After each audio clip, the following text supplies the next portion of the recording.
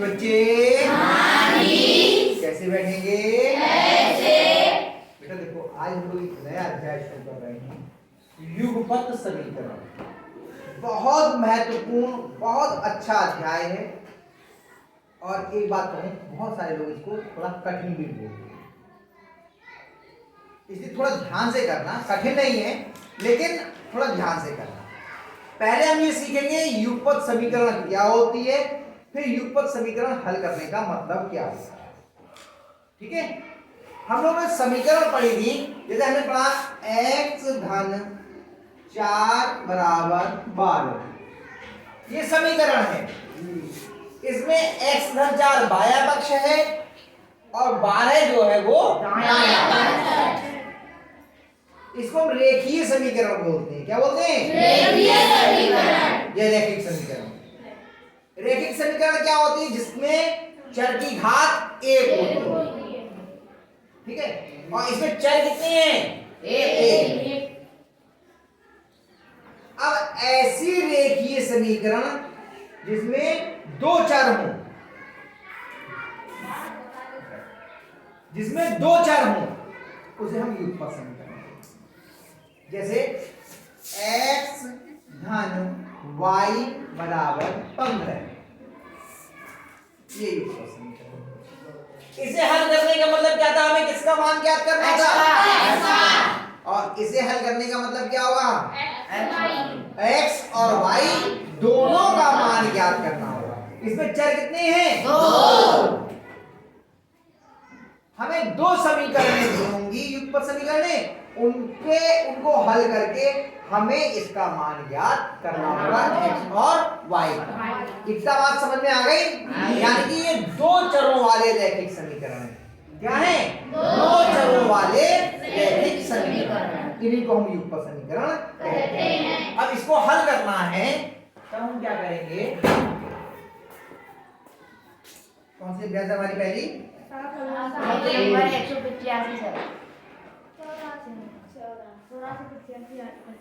तो इसमें हल करने की बहुत सारी विधियां होती हैं। ठीक है, तो आज हम उन विधियों को करने से पहले उनके कुछ हमें और चीजें जानना जरूरी होता है, तब हम कर पाते हैं। तो पहला है सवाल आपका, इसी सवाल को हम ऐसे ही कर रहे हैं तो आपको समझ में आएगा क्या करना है। पहले हम चीजों को समझें फिर समझेंगे। पहला सवाल है x के मान y के पदों में लिखिए। पहला है यानी कि इसमें हमें x का मान निकालना है। क्या निकालना है? x का मान। तो y के रूप में आएगा जी। यानी कि x के अलावा जो कुछ भी इधर है उसे हम दूसरी तरफ ले जाएंगे। x के अलावा यहाँ पे क्या है? y को उठा के उधर ले जाइए। y इधर कैसा है? माइनस। इधर कैसा जाएगा? तो x बराबर 4 धन y। बस हो गया। तो हम कहें x कितना है? आप कह दो 4 धन y। यदि y में हम 4 जोड़ दें तो हमें x मिल जाएगा। y में हम 4 जोड़ दें तो हमें x मिल जाएगा। ये बात समझ में आ गई? चलिए, और दूसरा देखिए सवाल इसी का।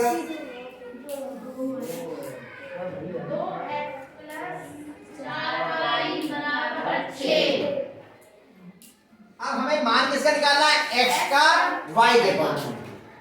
x का मान ज्ञात करना है हमें y के पदों में। तो पहले हम उधर क्या लेके जाएंगे बताओ? 2y। हमें x का मान ज्ञात करना है, x को नहीं करेंगे, बाकी x के अलावा। तो पहले 4y उधर लेके जाएंगे या 2 लेके जाएंगे? 4y। ठीक है, तो 2x बराबर 6 ऋण 4y। ठीक है, अब 2 इधर गुणा में इधर क्या मिल जाएगा? तो x बराबर 6 ऋण 4y बटे 2।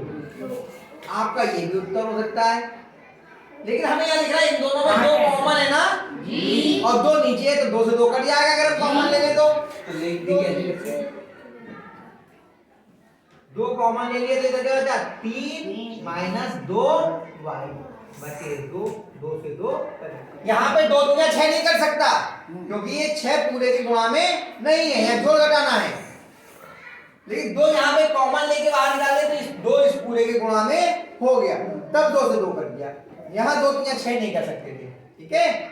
ये कुछ चीजें समझने के लिए कई बच्चे क्या करते हैं, यही करते हैं 2 दूनी 4 कर दिया या 2 3 6 कर दिया, ऐसे नहीं, पूरे के गुणा में देखो, पूरे में से कॉमन लेके बाहर निकाला तब 2 से 2 कर दिया, ठीक है। ना अंश का ऐसे कर सकता है ना ही हर का ऐसे कर सकता है, ठीक। तो यानी कि x बराबर 3 - 2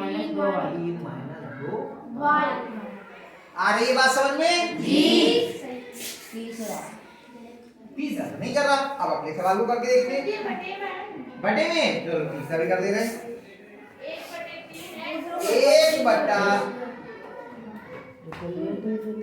1/3x धन y बराबर 2।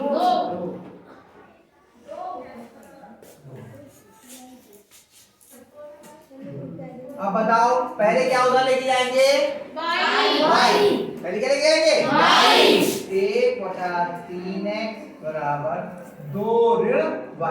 अब ये 3 इधर बटे में इधर काय में जाएगा, गुणा में। x बराबर 3 और ब्रैकेट में 2 ऋण y। ये भी उत्तर सही है और 3 के अंदर गुणा करो तो उत्तर सही है। हां तो सही कहा, x बराबर आवे तो सही 3 6 -3y। हां 6 - 3 हो गए जी। इन सवालों को स्वयं भी करना।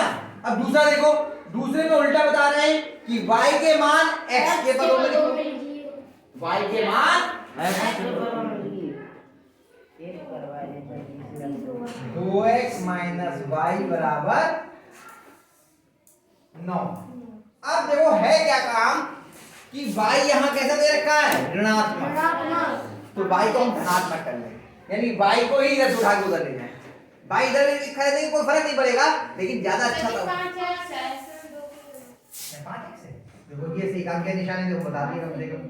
अब सही है, तो y को हम अगर हमारे पास में जिसका मान निकालना है वो ऋणात्मक है, उसे धनात्मक कर ले तो थोड़ा अच्छा हो जाएगा। तो y उठा के इधर से इधर ले जाएंगे, 5x बराबर 9 धन y। y धनात्मक हो गया, थोड़ा सुविधाजनक हो जाएगा। अब 9 इधर प्लस का इधर का आएगा माइनस का, 5x - 9 बराबर y हो गया, या y बराबर 5x - 9। आया समझ में? आया।